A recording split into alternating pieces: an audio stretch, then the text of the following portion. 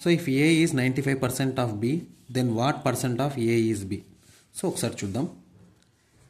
A is 95% of B, 95% of B, ఇది వాడు ఇచ్చిన question. So A is equal to 95/100 into బీనా. Okay, so ఇప్పుడు చూద్దాం.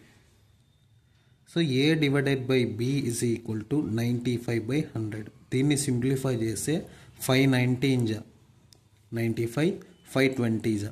ఇప్పుడు వాడు అడిగిండేది ఏ ఈజ్ బి అన్నాడు.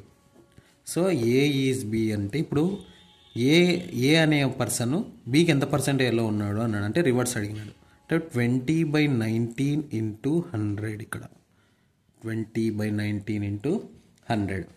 సో 20/19 ఇంటూ 100 అంటే దీన్ని సింప్లిఫై చేద్దాం. 2000 divided by 19. Okay, 2000 divided by 19. దీన్ని 19తో డివిజన్ చేస్తే ఒకసారి చూద్దాం.